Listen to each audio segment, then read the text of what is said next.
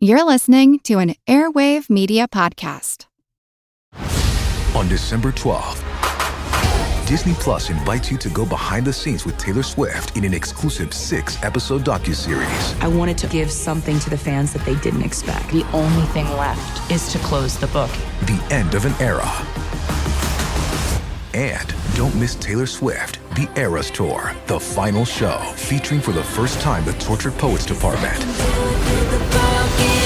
Streaming December 12th, only on Disney Plus. Grown-ups, if there's a child in your life who is interested in, curious about, or fascinated by people and places from history, then my podcast, The Past and the Curious, might just be a hit in your home. From the invention of microscopes to world-traveling dogs to fashions of the 1890s, gold rush ghost towns, and audiences going wild for walking competitions, we've got a little bit of it all.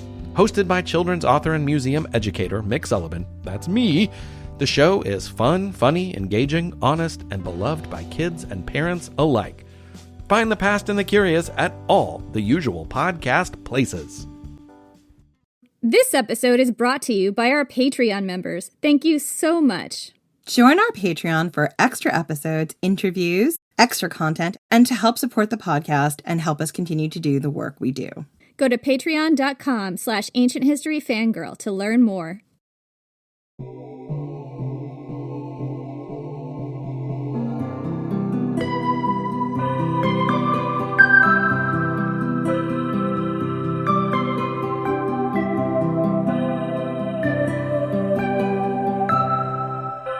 I'm Jenny Williamson. And I'm Jen McMenemy. And this is Ancient History Fangirl.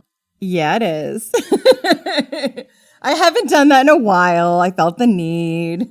The funniest thing about that is when you do it, you then laugh like you just said the funniest thing ever. And it is hilarious. I do feel like sometimes it is funny to me. I feel like it's probably not to anyone else, but to me, I am like a small child who's like, I figured out knock knock jokes.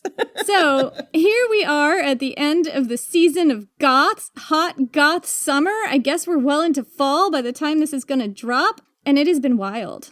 It has been such a time. I feel like this is probably not exactly the furthest, but this is one of the closest to our time seasons we've ever done by the end of the fall of the Roman Empire. When you say that, do you mean by just dates or by what was actually happening in parallels to our own time? It's more like when you get into the granular level of the culture of the Goths and the time period and the fall of the Roman Empire.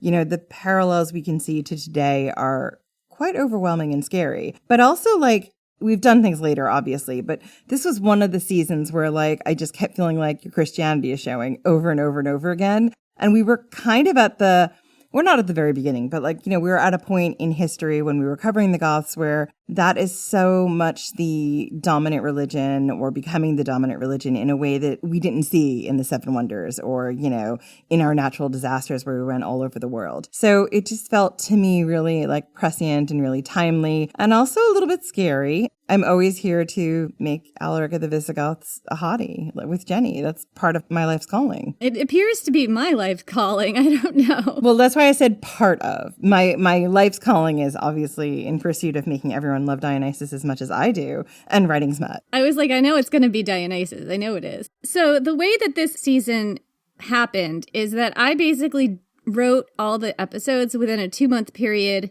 Sometime between January and March, I guess, 2 to 2.5 something months. In a 2-month frenzied period. Jenny wanted to do all of the work for she thought it would be maybe 3 months, but it turned out to be pretty much the entire year in a 2-month period. Just get that in the back of your head, listeners. That's wild. That's absolutely what happened. So I do feel even the episodes that recently dropped, I think the last episodes have to do with Goths versus Goths versus Goths, which turned into a 2-parter. Even that feels pretty distant from me now, but I am still working on book 2 of my Enemy of My Dreams saga, Game of Thieves, at the moment as of recording this. So I'm not out of the Gothic landscape yet. So I'm still very much there in a way, and using all this research to make that book richer. So I'm really, really glad that I did all this. While Jenny wrote all these in a very frenzied, fevered 2.5-month period, we didn't record them all in the 2.5 months. So I think we finished recording them maybe in June. I think it was May or June, yeah. Yeah, it was May or June. It was either very early June or the very end of May. So like I said, to me, it felt like as we were unspooling this season and as things have changed within America and other places in the world, it just kept feeling like, oh, I see what's going to happen next and I don't like it. It's been a very weird time for me. So, Jen, what was your favorite Goths episode? Because there have been so many. My favorite episode, oh, it's really hard. And maybe like the pagan Goths. I really love learning about like the culture pre-Christianity. And then I also really like the Christianity episode. Like I love the juxtaposition of like how one changed the other and what it looked like. So I kind of feel like they're two sides, like they're diametrically opposed, but they're like the same sides of the coin, you know? So I think probably those two. What about you? I think for me, one of the places where this really clicked for... Oh, wait, I'm sorry. I have to interrupt. My favorite episode of the season was one where we had on this very special guest. Her name was Jenny Williamson. She's a debut author of Enemy of My Dreams. And me and my guest co-host, Liv Albert from Let's Talk About Myths Baby, spent the entire hour getting all this deep insight and knowledge about this incredible historical romantasy set amongst the fall of Rome with this buff Gothic warlord and this hot mess princess who crash into each other like the surf against the rocky shores of Maine and have this torrid love affair. How are we in Maine somehow? I was trying to think of a rocky shore. I was like, where do I know there's rocks? Maine! I was like, I don't know, like the rocky shore somewhere. I'm too tired to think about maps. Italy, I'm sure, has rocky shores, but I couldn't think of one. But anyway, all I want to say is Liv and I did an expert interview. She was a very shy debut author. You know, she didn't have great media training. It was a lot of work, but we think that we brought out the best in her. And also spent an hour just harassing her, which was great. Did that episode drop this season or was it last year?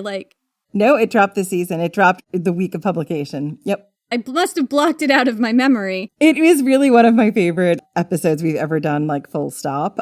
Really? As far as an interview goes, yeah, we just had so much fun talking to you. And this is, you know, Enemy of My Dreams is the culmination of so many of Jenny's dreams. And it was just so incredible to get to be able to share her enthusiasm, her story, her world with our listeners, and to do it, you know, with my friend Liv, our friend Liv. It was just a really great time. And I really hope it comes through in the recording and that you've enjoyed it as well, because like I said, I think it is one of our best episodes, best interview episodes ever. It was a blast. And it was really fun to just hang. It was like, you know, just a typical night where we hang out. Yeah, and I hope that our listeners, a lot of times we get asked to like peel back the curtain and show us like what it's like behind the scenes. And that was the closest you've ever got to seeing us behind the scenes, really. And I hope you got to see the love and affection we all have for each other and the gentle ribbing that we have to do because that's what friends do.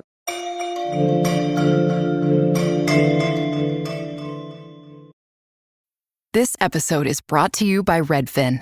You're listening to a podcast, which means you're probably multitasking. Maybe even scrolling home listings on Redfin, saving homes without expecting to get them. But Redfin isn't just built for endless browsing. It's built to help you find and own a home. With agents who close twice as many deals, when you find the one, you've got a real shot at getting it. Get started at redfin.com. Own the dream.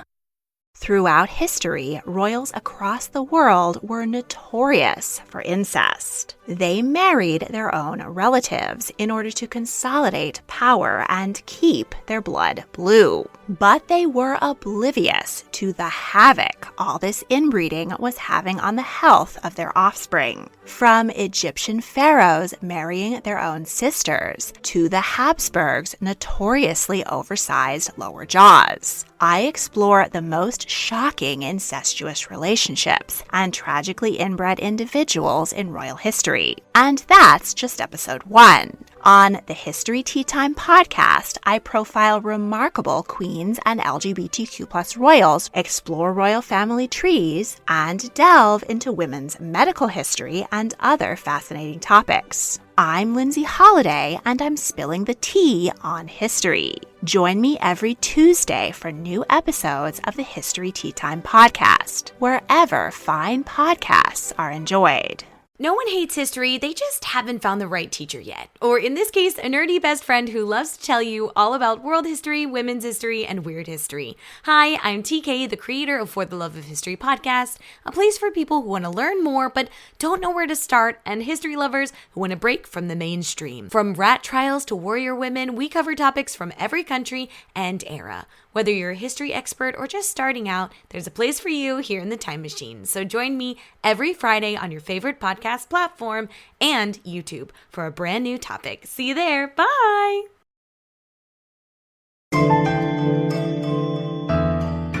I think that for me, my two favorite episodes were the ones where it was about like that one particular Gothic war that had to do with the refugee crisis of 376, and then like on through the War of Adrianople and through that, and then you really figure out who the Visigoths were, and then after that one, the Ostrogoths, you know, where I had my like whole fanfiction Valkyrie. And then you figure out who the Ostrogoths were, because I think that these words, Visigoths and Ostrogoths, get thrown around so much. And it's just like, I guess these are some Goths, you know? And it's just like, no, these people have a history. Like by the time they got to the gates of Rome, they'd been through all of this for like 30 years. And somebody could have been 5 years old on the banks of that river and gone through this, and this, and all of these hardships before getting there. And everybody is just rip shit, you know? Like, and the Ostrogoths too, like the whole like gaslighting Attila the Hun cult and like what they'd been through, you know, like these are who these people were. And you really get a sense of them, like not just as names in a textbook somewhere, but as real people with a history and like connections to each other, you know, that I found just really completely swept away in that storytelling, and like figuring out how to distill those stories was really fun and profound for me. And I will say that episode about the refugee crisis, like, again, this is why like the season feels like it's like haunting me. It's like one of those ghost ships during the Justinian plague, just like out there with the oars, just like in the darkness. No, nothing's on it but corpses and rats. It just haunts me because we saw what happened in the ancient world during these refugee crises, how humanity gets stripped from them and how hunger becomes a weapon. And we're seeing it today, and we're seeing this inhumanity still prevailing. And you want to believe we've gotten better. You want to believe that if you're a Christian person, Christian values would mean you wouldn't want to see that happen to a stranger, because you're not supposed to want that for strangers. You're supposed to care for others. And I just feel really heartbroken that it doesn't seem to have made any difference. Christian values often are the problem. Exactly. That was definitely in air bunnies and air quotes. It's not a visual medium, so we have to point it out. You know, that's not to say every Christian is bad, but there are some at the top of America who are doing some really bad things. So what else have we been doing this year while we've also been just sort of speed running the entirety of the Goth season? You go first, Jenny. You have the big news. I don't know that I have big news. I mean, I've been working on book 2, Game of Thieves. It's going to be a really amazing book, I think. I'm really excited that I get to write a second installment in the Julia and Alaric series. And I think, you know, it's starting to take shape right now. I feel like it's just like this very high angst, high yearning book in which I take a lot of big swings, and listeners of Ancient History Fangirl are going to recognize some of the history in there, but I also take some license as a fiction writer. It's a mixed bag, really. It's brilliant. I've read some of it. People who have not already jumped on the Enemy of My Dreams bandwagon, go pick up a copy. The hardcover is gorgeous. The ebook is out. The audio is superb. I'm an audiobook connoisseur. Everyone who knows me knows that that's like part of my thing.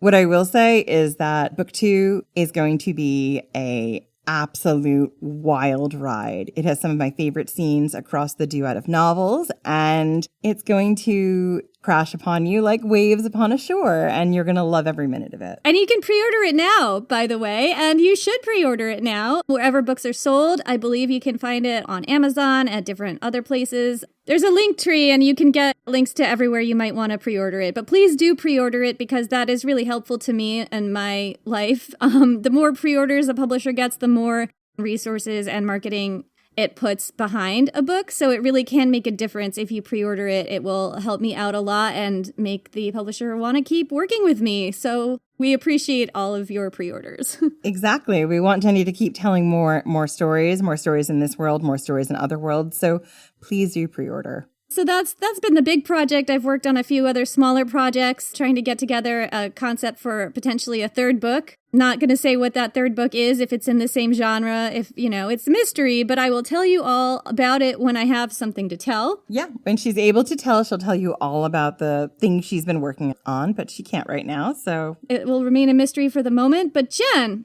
how was your year so far? Yeah, I've had a bit of a wild year. I have a cookbook that's out. It is the official Lore Olympus cookbook. I never saw myself getting to write a cookbook. I wrote all the head notes, all the contextual material about the world of Lore Olympus and also Greek history, mythology, culture. And it was just an absolute thrill. I did it last year. I wasn't allowed to tell anyone about it besides a couple of people until I think it was November or December. So I had to keep the secret for so long and it was so painful. And it was hard for me too. I'm just like, Jen keeps mentioning her secret project and I keep wanting to spill the beans. Yeah, just because it wasn't announced. Once it was announced, I was like, it's here. I can talk about it. So that was great. I got to see my book out in the store. Yeah, that was really, really good. I spent the first half of this year working for an incredible company called Illumicrate. I was doing a temp role there. They are wonderful if you like books and bookish things, particularly fantasy, horror, YA, romantasy, and romance. I really recommend them. They are a subscription box. So they have monthly, quarterly, different subscriptions, book only. They also do special editions and they also champion diverse voices. They just celebrated 10 years and I really enjoyed my time with them. Jen, what were you doing with them? I was doing marketing. Now that I am no longer working with them, I have a lot of time that has freed up. And I am finally, by the time this drops, my website will be live and I will be taking on some new clients. If you are a small business who wants help punching up your marketing, if you're an author or a writer who wants either help with marketing or story structure, developmental edits, I'm your gal. That will all be up soon. We'll put a link in the show notes. I will definitely be taking on clients. So yeah, hit me up if you want to work with me. Jen does all kinds of author services, from help with your marketing. She can manage your social media. She can help you figure out a strategy. She works with indie authors and traditionally published authors. She really understands so much about the publishing industry on both sides of it that she is such a valuable resource. And she is an excellent editor. She does excellent developmental edits, plot chatting, and helping people. Certainly for me, I would not have been able to write my books without her. I highly recommend everything Jen does. She is an invaluable partner for anybody who wants to have a publishing career. Thank you. I'm all red. You all can't see me.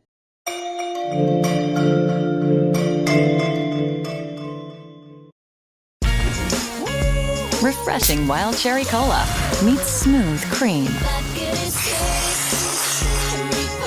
The treat you deserve. Pepsi Wild Cherry and Cream. Treat yourself. How many discounts does USAA Auto Insurance offer? Too many to say here.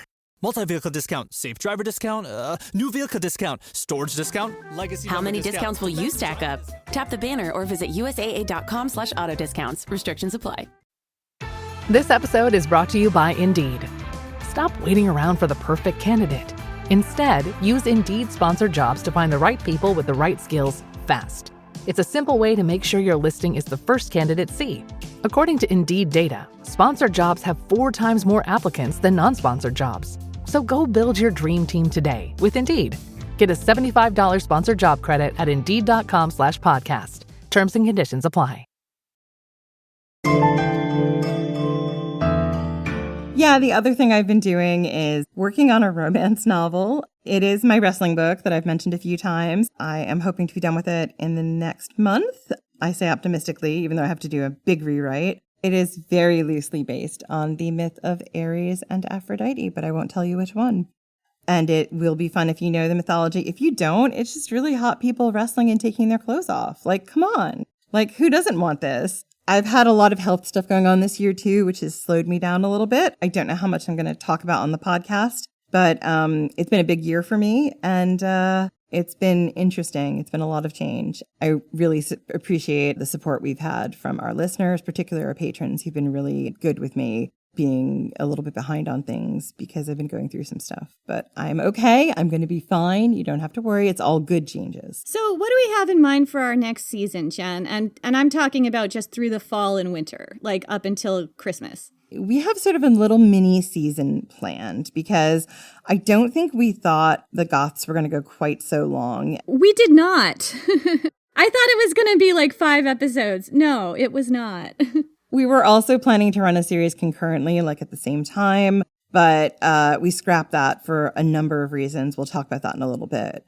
So what we have is a sort of short little period where between, I think it's October and December, where we'll be giving you new episodes.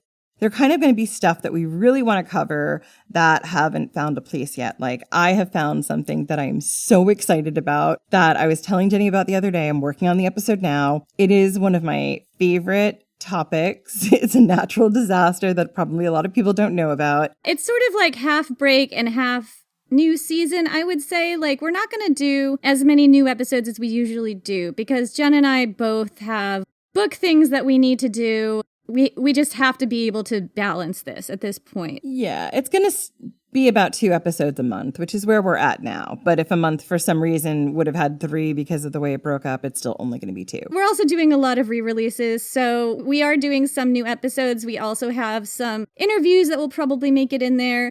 How it's going to look, I'm not 100% sure yet because we haven't sat down to map everything out. But there will be some re-releases of old favorites, especially our seasonal episodes. So please give those a re-listen because those are always really fun to revisit. And there'll be a few new ones as we can do those. I'm already researching some crazy Christmas, winter solstice themed entity.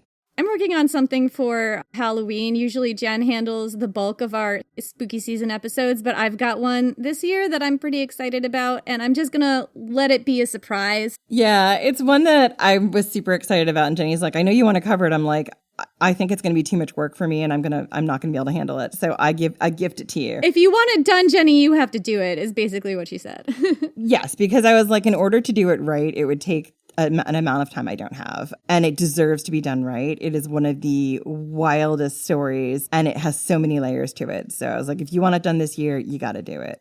I might do a Halloween one. I might just not. I haven't decided yet. So should we tell them a little bit about what happened to How a Democracy Dies? Yeah, so we had big plans this year to do a concurrent series with How an Empire Ends, the Goth series, which was about how a democracy dies, and it was going to be mostly centered around the end of Roman democracy and just drawing parallels between what was happening then and what we're seeing now in our own democracy in the U.S., because Jen and I do see a lot of parallels, and we didn't wind up doing that. So there's a lot of reasons why we didn't do this. Jenny wrote and we recorded episodes so quickly because we anticipated having some issues with different deadlines that were coming up and things that needed to be done. And as a result, Jenny was anticipating a deadline, and I had a health deadline that came kind of a little after we announced the series. So I was like hesitant to book any guests in because I was like, I don't know what my health is going to look like. It's fine. And I didn't know what Jenny's deadlines were going to look like. So it sort of went on the back burner for those reasons. However, we are back on track. We've got plans for when we're going to launch it. We will take a little break, not very long, after the holidays, most likely. And then we're going to go full steam ahead. It's going to be a really tough season. I don't know how long it's going to last. We may have to take like mini breaks from it sometimes because there's a lot to cover, and the parallels between then and now are aggressive and egregious in a lot of places. You know, like when you see it, it's important to call it out. So we're going to be working on that next year. We'll probably tell you more towards the end of the year when we know more about that. So stay tuned. At this point, everything is a little bit fluid and flexible, but we are working on it and we have been thinking about it a lot. Yeah, we have. I'm excited to write another full episode in second person so you can really like feel like you're in the ancient world. That'll be one of the early episodes. And I really hope that the season, when it's done and when it comes out to you, can give you some context for what it would have looked like in the ancient world during this tumultuous period as the Republic was dying and the empire was being built. And if you see any correlations, I hope it gives you some framework for what we can do as a society to resist. So that's basically it. You have the download on everything that we have been up to throughout the year and what is coming up. So thank you all so much for listening. Check out our Patreon if you want to hear more from us throughout the next few months. We will be doing the Patreon even when we're on break. It starts just at $3 a month, and you can really support us that way. It is massively helpful. And have a great month, and we will see you whenever we see you next.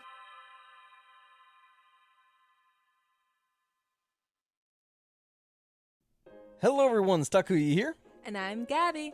And we are the hosts of History of Everything, a podcast which you can probably guess by the name is, well, it's about everything. Do you want to know why people thought potatoes were evil and would give you syphilis? Are you curious about all the stories of the terrible and stupid ways that people have kicked the bucket over the years? Do you want to hear tales about all of the different badasses of history and the lives that they had brought to life? Well, if so, then look no further. History of Everything is just the right podcast for you. It's available on Spotify, Pandora, and anywhere else that you get your podcast from. Join us for some fun and just see how weird and wacky history can be.